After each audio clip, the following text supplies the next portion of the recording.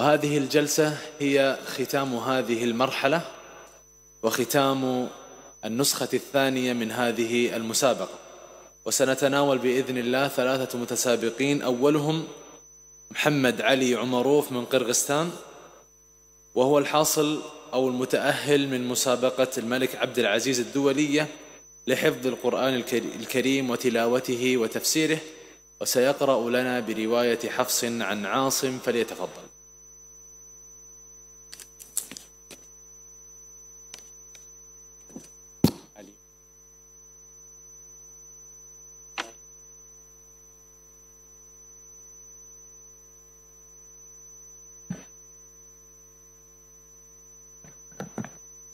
محمد، اختر لنا أحد النماذج من 1 إلى 3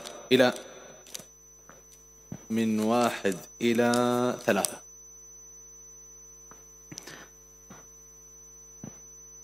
واحد. إذا النموذج رقم 1.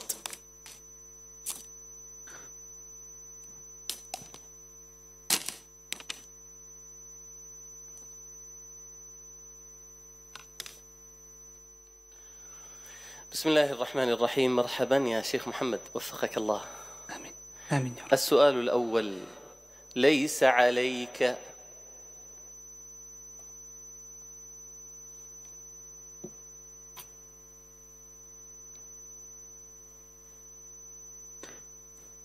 أعوذ بالله من الشيطان الرجيم. بسم الله الرحمن الرحيم. ليس عليك هداهم ولكن الله يهدي من يشاء، وما تنفقوا من خير فلأنفسكم، وما تنفقون إلا ابتغاء وجه الله، وما تنفقوا من خير يوفى إليكم وأنتم لا تظلمون. للفقراء الذين أحصروا في سبيل الله لا يستطيعون ضربا في الأرض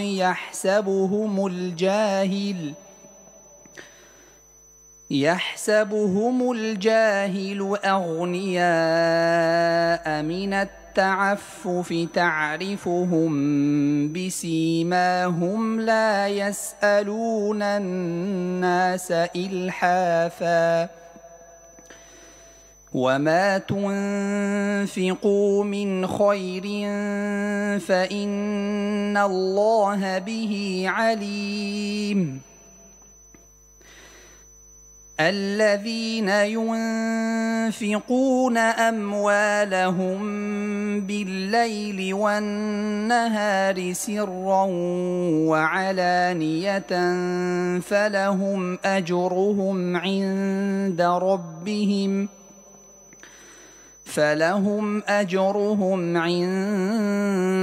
ربهم ولا خوف عليهم ولا هم يحزنون. الذين يأكلون الربا لا يقومون إلا كما يقوم الذي يتخبطه الشيطان من المس، ذلك بأنهم قالوا إنما البيع مثل الربا، وأحل الله البيع وحرم الربا. فمن جاءه موعظة من ربه فانتهى فله ما سلف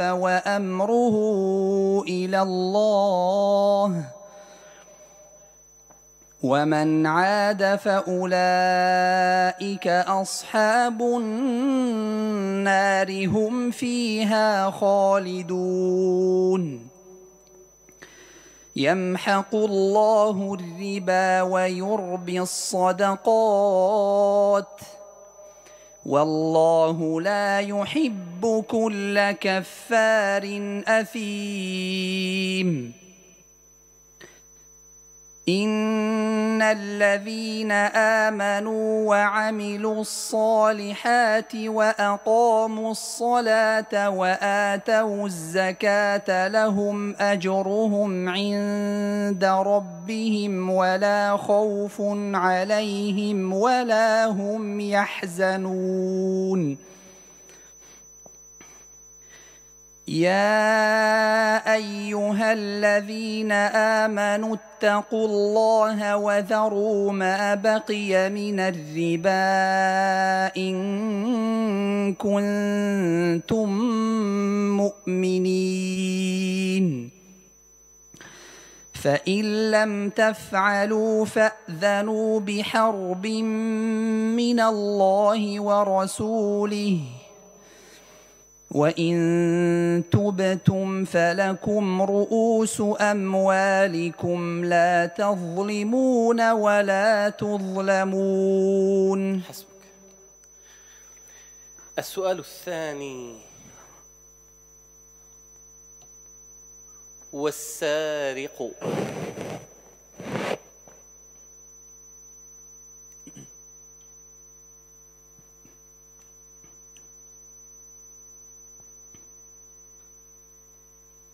والسارق والسارقة فاقطعوا أيديهما جزاء بما كسبا نكالا من الله والله عزيز حكيم. فمن تاب من بعد ظلمه وأصلح فإن الله يتوب عليه إن الله غفور رحيم. ألم تعلم أن الله له ملك السماوات والأرض يعذب من يشاء ويغفر لمن يشاء والله على كل شيء قدير. يا أيها الرسول لا يحزنك الذين يسارعون في الكفر من الذين قالوا آمنا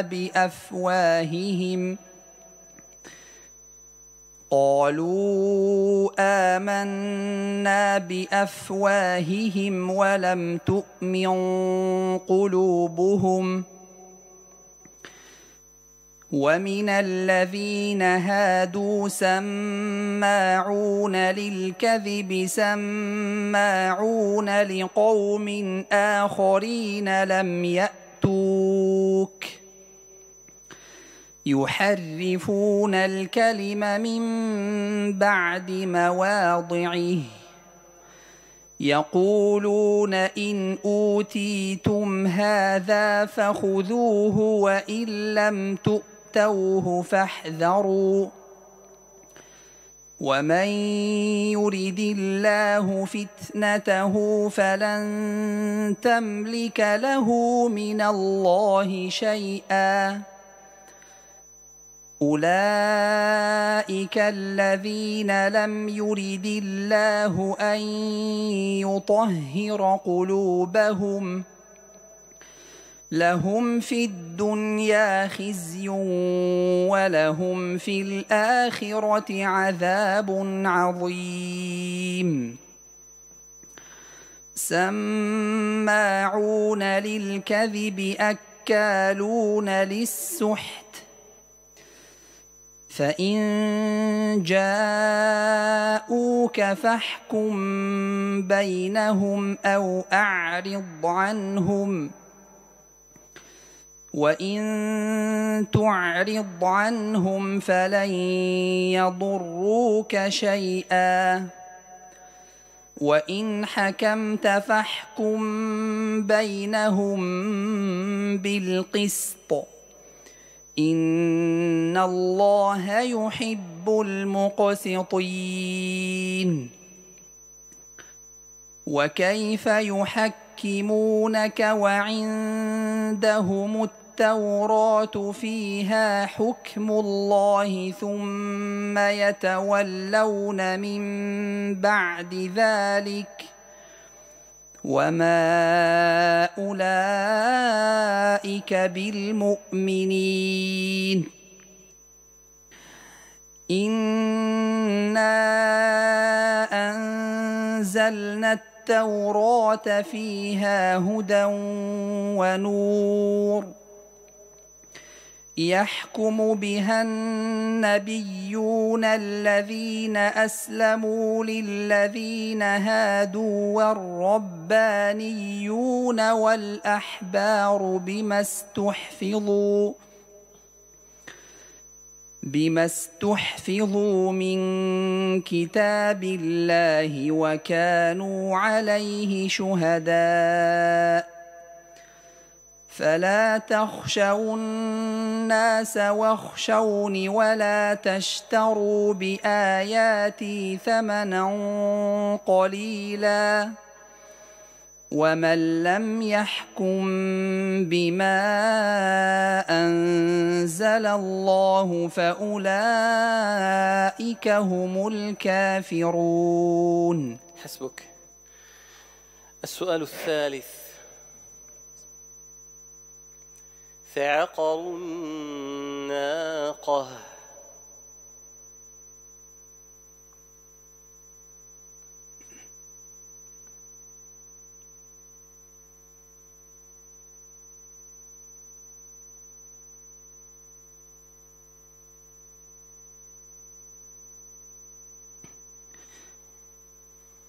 فعقروا الناقة وعتوا عن أمر ربهم وقالوا يا صالح ائتنا بما تعدنا إن كنت من المرسلين. فأخذتهم الرجفة فأصبحوا في دارهم جاثمين.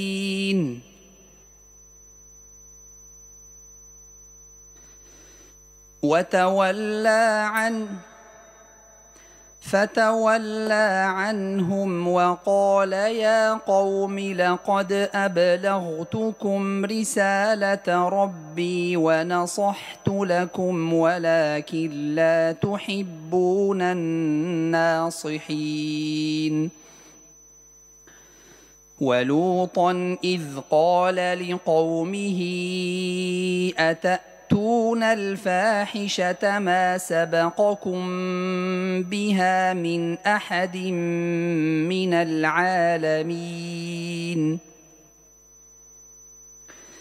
إنكم لتأتون الرجال شهوة من دون النساء بل أنتم قوم مسرفون.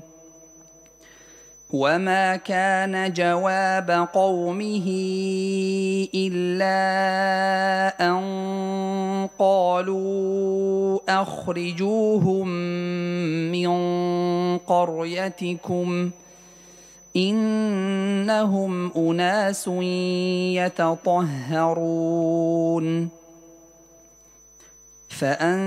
فأنجيناه وأهله إلا امرأته كانت من الغابرين وأمطرنا عليهم مطرا فانظر كيف كان عاقبة المجرمين. وإلى مدين أخاهم شعيبا قال يا قوم اعبدوا الله ما لكم من إله غيره قد جاءتكم بينة من ربكم فأوفوا الكيل والميزان ولا تبخسوا الناس أشياءهم ولا تفسدوا في الأرض بعد إصلاحها ذلكم خير لكم إن كنتم مؤمنين.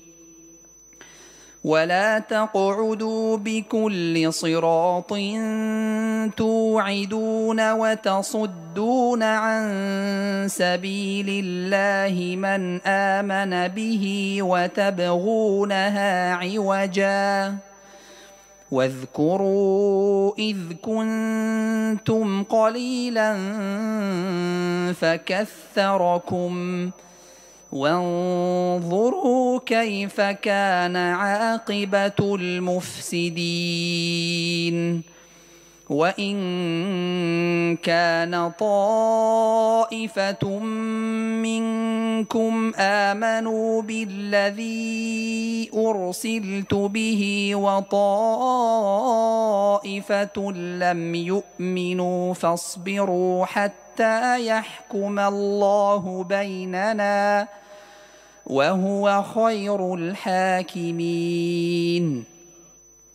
قال الملأ الذين استكبروا من قومه لنخرجنك يا شعيب والذين آمنوا معك من قريتنا أو لتعودن في ملتنا قال أولو كنا كارهين قد افترينا على الله كذبا إن عدنا في ملتكم بعد إذ نجانا الله منها وما يكون لنا أن نعود فيها إلا أن يشاء الله ربنا وسع ربنا كل شيء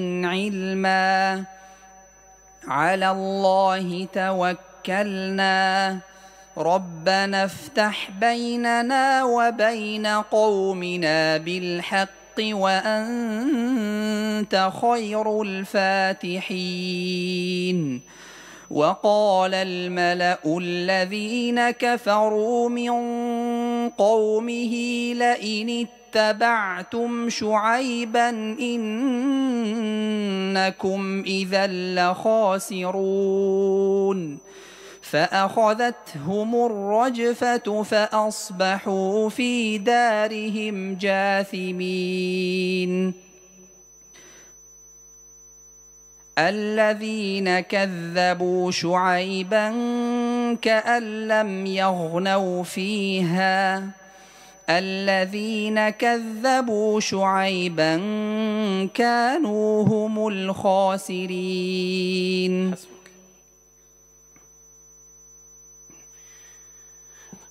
السؤال الرابع: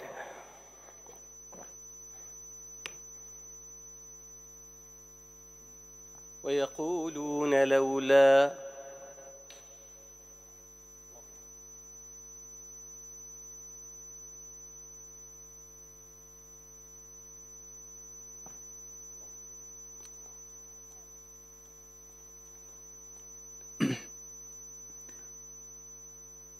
ويقولون لولا أنزل عليه آية من ربه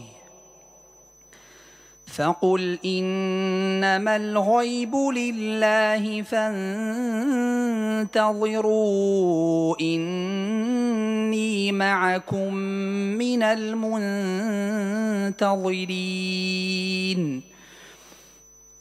وإذا أذقنا الناس رحمة من بعد ضراء مستهم إذا لهم مكر في آياتنا قل الله أسرع مكرا إن رسلنا يكتبون ما تمكرون هو الذي يسيركم في البر والبحر حتى إذا كنتم في الفلك وجرين بهم بريح طيبة وفرحوا بها جاءتها ريح عاصف وجاءهم الموج من كل مكان وظنوا أنهم أحيط بهم دعوا الله مخلصين له الدين لئن أنجيتنا من هذه لنكونن من الشاكرين فلما أنجاهم إذا هم يبغون في الأرض بغير الحق يا أيها الناس إنما بغيكم على أنفسكم متاع الحياة الدنيا ثم إلينا مرجعكم فننبئكم بما كنتم تعملون إنما مثل الحياة الدنيا كماء إن أنزلناه من السماء فاختلط به نبات الأرض مما يأكل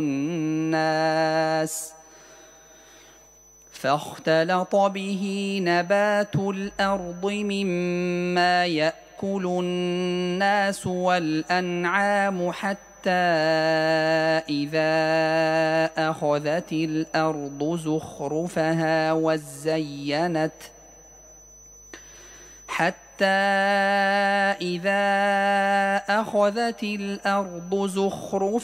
وزينت وظن أهلها أنهم قادرون عليها أتاها أمرنا ليلا أو نهارا فجعلناها حصيدا كأن لم تغن بالأمس كذلك نفصل الآيات لقوم يتفكرون. حسبك. السؤال الخامس: ولا تجادلوا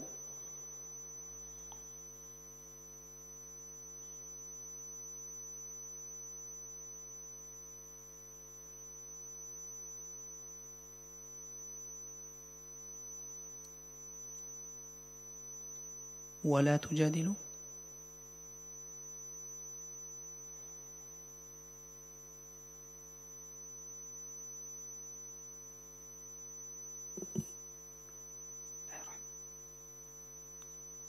انتهى الوقت. ولا تجادلوا أهل الكتاب إلا بالتي هي أحسن إلا الذين ظلموا منهم وقولوا آمنا بالذي أنزل إلينا وأنزل إليكم وإلهنا وإلهكم واحد ونحن له مسلمون. وكذلك أنزلنا إليك الكتاب فالذين آتيناهم الكتاب يؤمنون به ومن هؤلاء من يؤمن به وما يجحد بآياتنا إلا الكافرون. وما كنت تتلو من قبله من كتاب ولا تخطه بيمينك إذا لارتاب المبطلون. بل هو آيات بينات في صدور الذين أوتوا العلم وما يجحد بآياتنا إلا الظالمون. وقالوا لولا أنزل عليه آيات من ربه قل إنما الآيات عند الله وإنما أنا نذير مبين. أولم يكفهم أنا أنزلنا عليك الكتاب يتلى عليهم إن في ذلك لرحمة وذكرى لقوم يؤمنون.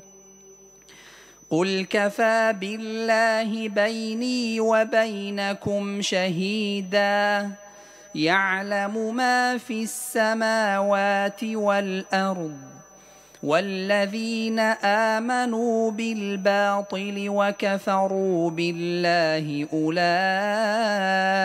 هم الخاسرون. حسبك. نعوذ بالله من الخسارة في الدنيا والآخرة. السؤال السادس: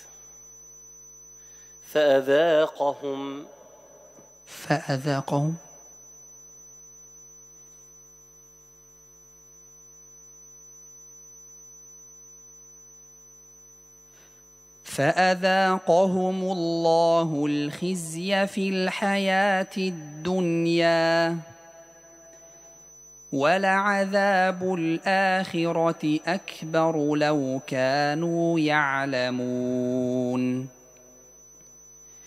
ولقد ضربنا للناس في هذا القرآن من كل مثل لعلهم يتذكرون.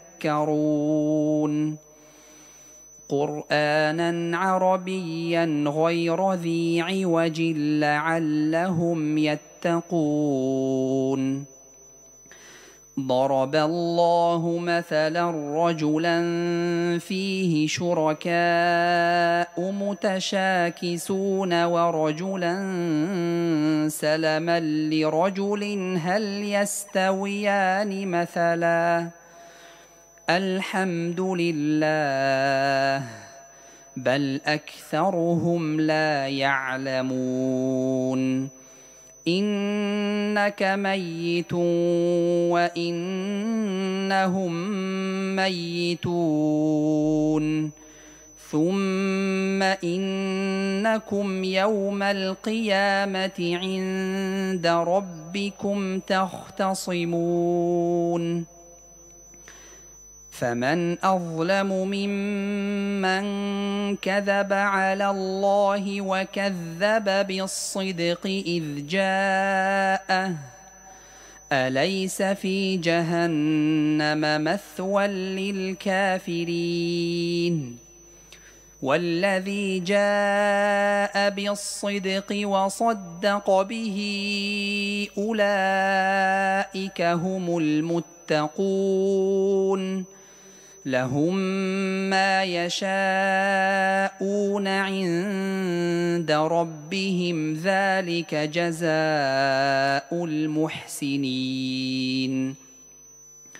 ليكفر الله عنهم أسوأ الذي عملوا ويجزيهم أجرهم بأحسن الذي كانوا يعملون أليس الله بكاف عبده ويخوفونك بالذين من دونه ومن يضلل الله فما له من هاد ومن يهد الله فما له من مضل أليس الله بعزيز ذي انتقام. حسبك سبحانك فبل. السؤال السابع: أم يقولون شاعر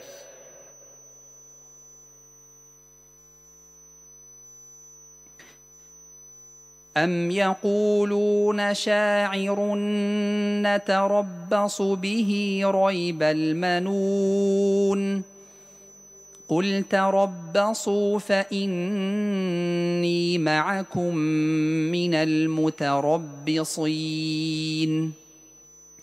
أم تأمرهم أحلامهم بهذا أم هم قوم طاغون أم يقولون تقوله بل لا يؤمنون فليأتوا بحديث مثله إن كانوا صادقين أم خلقوا من غير شيء أم هم الخالقون أم خلقوا السماوات والأرض بل لا يوقنون أم عندهم خزائن ربك أم هم المسيطرون أم لهم سلم يستمعون فيه فليأت مستمعهم بسلطان مبين أم له البنات ولكم البنون أم تسألهم أجرا فهم من مغرم مثقلون أم عندهم الغيب فهم يكتبون أم يريدون كيدا فالذين كفروا هم المكيدون أم لهم إله غير الله سبحان الله عما يشركون وإن يروا كسفا من السماء ساقطا يقولوا سحاب مركوم فذرهم حتى يلاقوا يومهم الذي فيه يصعقون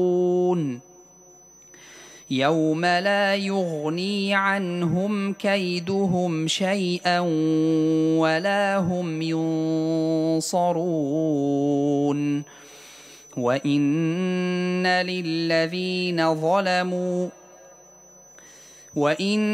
للذين ظلموا عذابا دون ذلك ولكن أكثرهم لا يعلمون واصبر لحكم ربك فإنك بأعيننا وسبح بحمد ربك حين تقوم ومن الليل فسبحه وإدبار النجوم. بارك الله فيك. السؤال الثامن: فالسابقات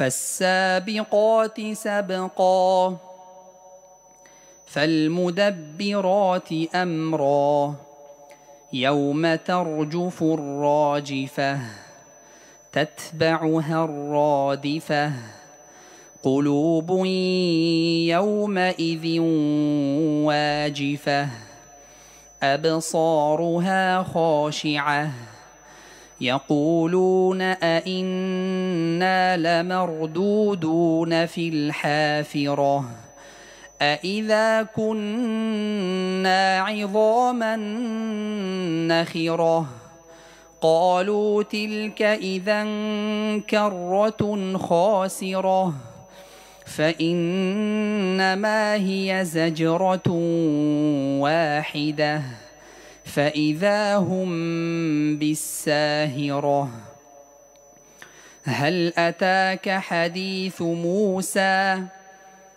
إذ ناداه ربه بالوادي المقدس طوى اذهب إلى فرعون إنه طغى فقل هل لك إلى أن تزكى وأهديك إلى ربك فتخشى فأراه الآية الكبرى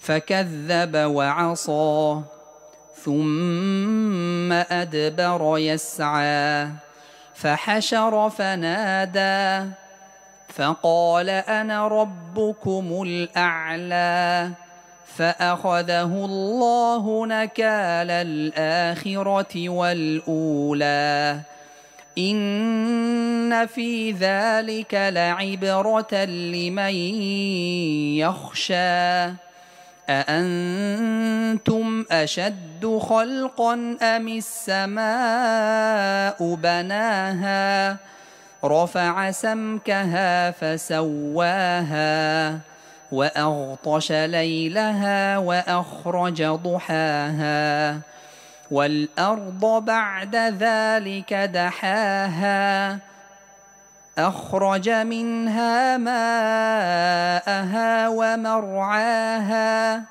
والجبال أرساها متاعا لكم ولأنعامكم فإذا جاءت الطامة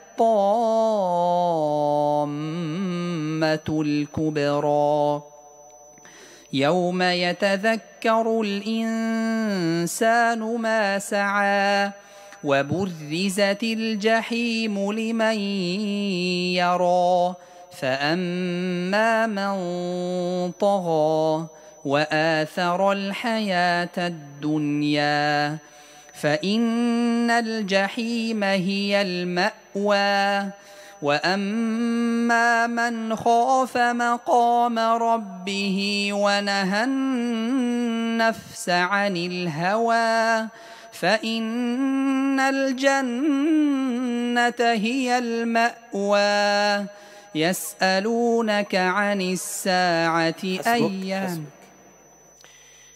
طيب نصل إلى السؤال التاسع وهو سؤال الوصل.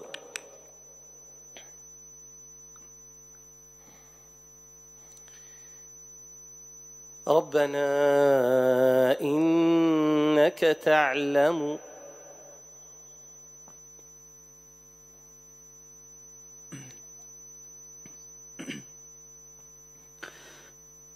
ربنا إنك تعلم ما نخفي وما نعلن وما يخفى على الله من شيء في الأرض ولا في السماء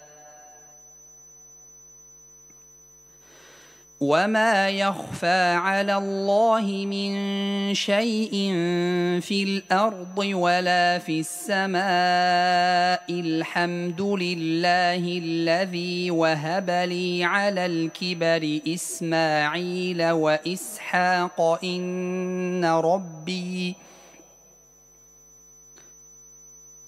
إن ربي لسميع الدعاء رب اجعلني مقيم الصلاة ومن ذريتي ربنا وتقبل دعاء ربنا اغفر لي ولوالدي وللمؤمنين يوم يقوم الحساب ولا تحسبن الله غافلا عما يعمل الظالمون ولا تحسبن الله غافلا عما يعمل الظالمون إنما يؤخرهم ليوم تشخص فيه الأبصار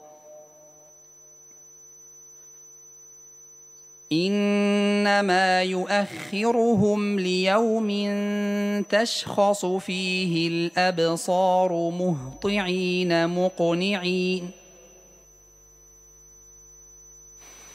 مهطعين مقنعي رؤوسهم لا يرتد إليهم طرفهم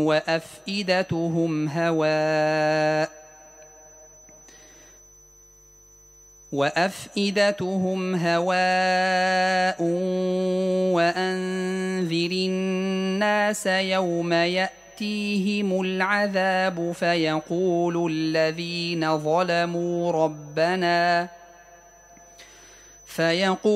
الذين ظلموا ربنا أخرنا إلى أجل قريب نجب دعوتك ونتبع الرسل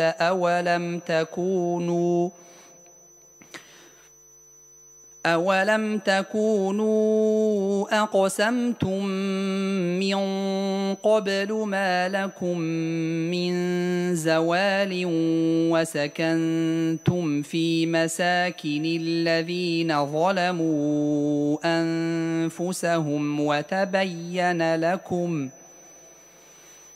وتبين لكم كيف فعلنا بهم وضربنا لكم الأمثال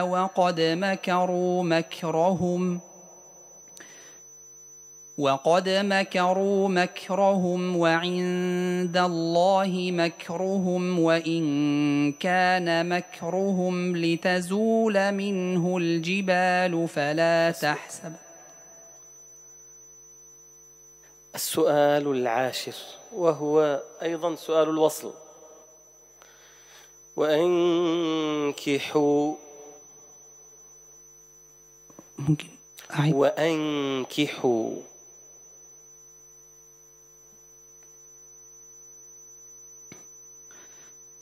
وأنكحوا الأيام منكم والصالحين من عبادكم وإمائكم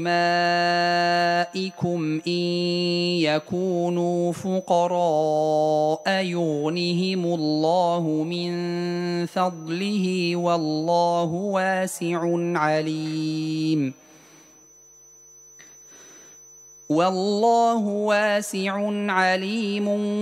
وليستعفف الذين لا يجدون نكاحا حتى يغنيهم الله من فضله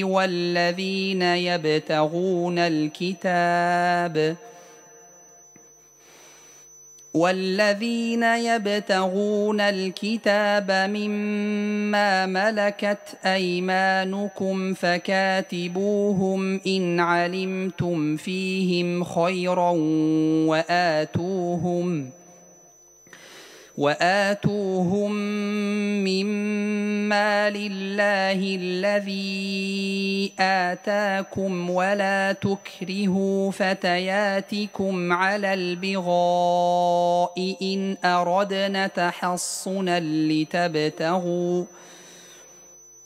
لتبتغوا عرض الحياة الدنيا ومن يكرههن فإن الله من بعد إكراههن غفور رحيم ومن يكرههن فإن الله من بعد إكراههن غفور رحيم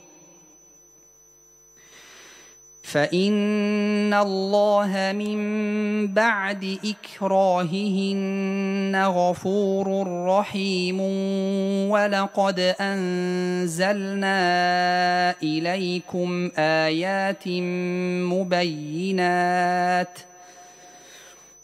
ولقد أنزلنا إليكم آيات مبينات ومثلا من الذين خلوا من قبلكم وموعظة للمتقين الله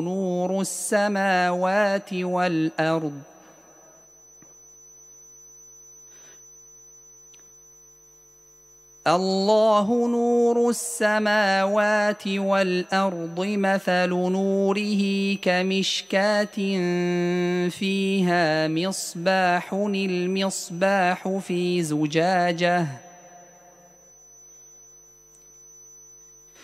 المصباح في زجاجة الزجاجة كأنها كوكب دري يوقد من شجرة مباركة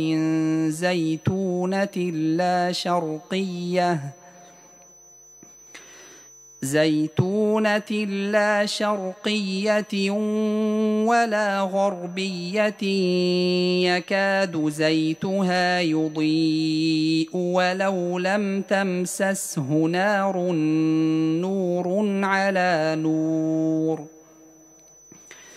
نور على نور يهدي الله لنوره من يشاء ويضرب الله الأمثال للناس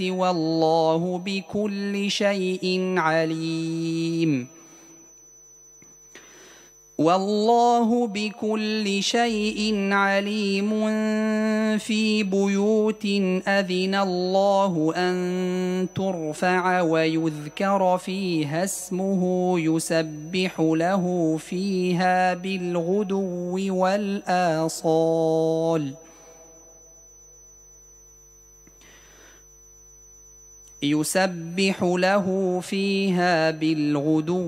والآصال رجال لا تلهيهم تجارة. انتظر يا محمد أذن. إذا نقف بإذن الله للأذان وبعد ذلك نستكمل مع المتسابق محمد علي عمروف. عدنا إليكم بعد رفع أذان المغرب. تفضل محمد لاستكمال السؤال. رجال لا تلهيهم تجارة ولا بيع عن ذكر الله وإقام الصلاة وإيتاء الزكاة يخافون يوما تتقلب فيه القلوب والأبصار ليجزيهم الله أحسن ما عملوا ويزيدهم من فضله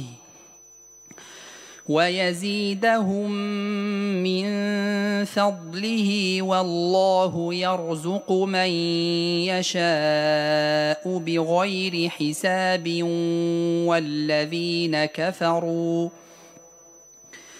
والذين كفروا أعمالهم كسراب بقيعة يحسبه الظمآن ماء حتى إذا جاءه لم يجده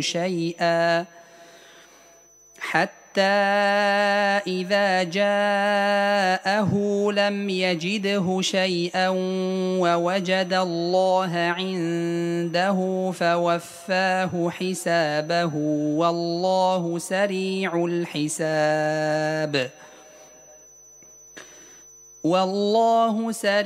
الحساب أو كظلمات في بحر لجي يغشاه موج من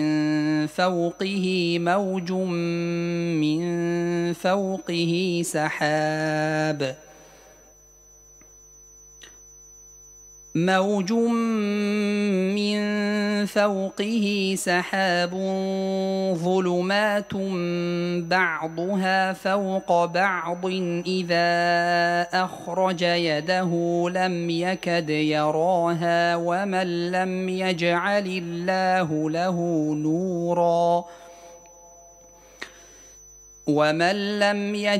الله له نورا فما له من نور ألم تر أن الله يسبح له من في السماوات والأرض والطير صافات كل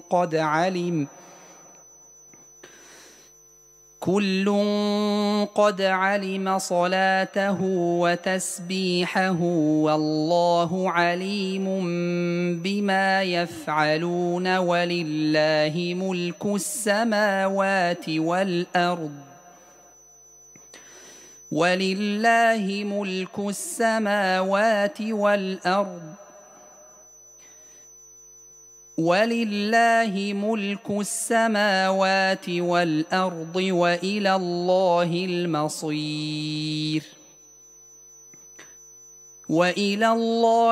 وإلى الله المصير ألم تر أن الله يزجي سحابا ثم يؤلف بينه ثم يجعله ركاما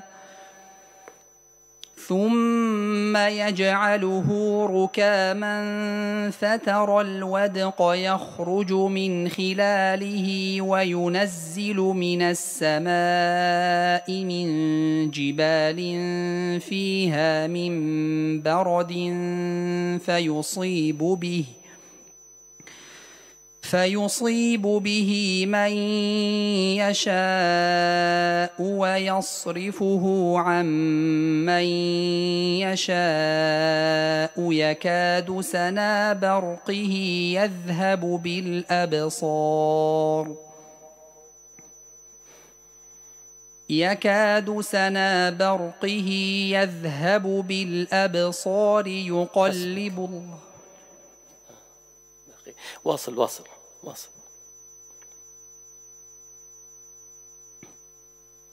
يقلب الله الليل والنهار إن في ذلك لعبرة لأولي الأبصار والله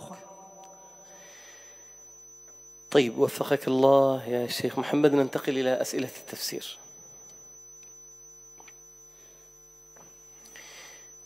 من سورة البقرة: وتقطعت بهم الأسباب. تفرقت الصلات التي كانت بينهم من نسب وصداقة وعهود.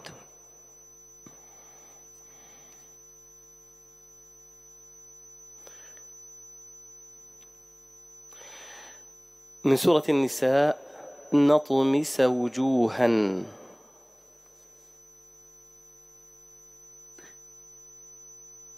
نمحها أو نتركهم في الضلالة.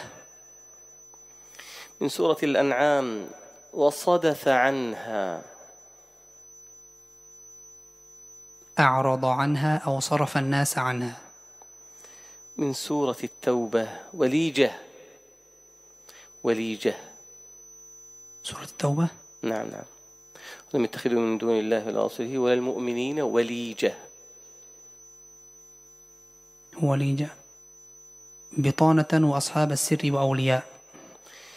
من سورة يوسف عليه السلام: السقاية.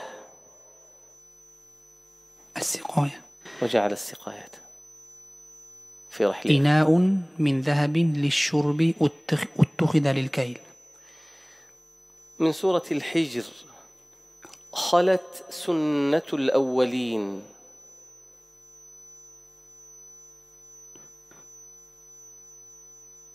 خلت سنة الأولين. مضت عادة الله بإهلاك المكذبين. من سورة الكهف: باخع نفسك. باخع نفسك على درب. قاتلها أو مهلكها أو مجهدها. من سورة الحج: والمعتر. الذي يتعرض لكم دون سؤال. من سورة القصص: ولا يسأل عن ذنوبهم المجرمون. سؤال استعلام بل سؤال توبيخ.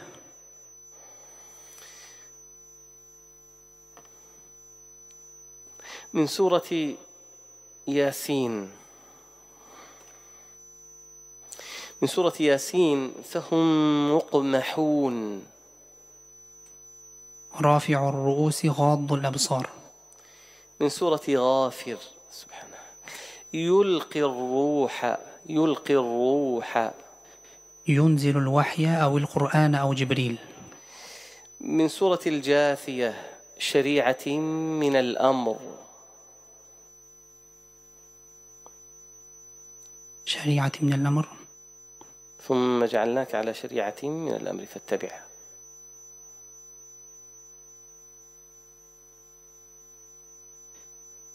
طريقة ومنهاج من أمر الدين. من سورة الواقعة: ولا ينزفون.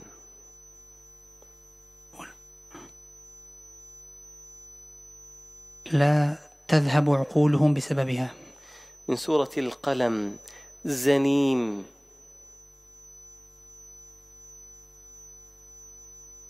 عتل بعد ذلك زنيم. نعم. فاحش لئيم أو غليظ جاف. عتل بعد ذلك زنيم. عتل بعد ذلك زنيم. دعين ملصق بقومه أو شرير. طيب، من سورة الانشقاق: وحقت. حق الله عليه استماع والانقياد. بارك الله فيك، أحسنت يا شيخ محمد. جزا الله المتسابق محمد علي عمروف من قرغستان خير الجزاء على ما قدم. نسأل الله له التوفيق ولباقي المتسابقين.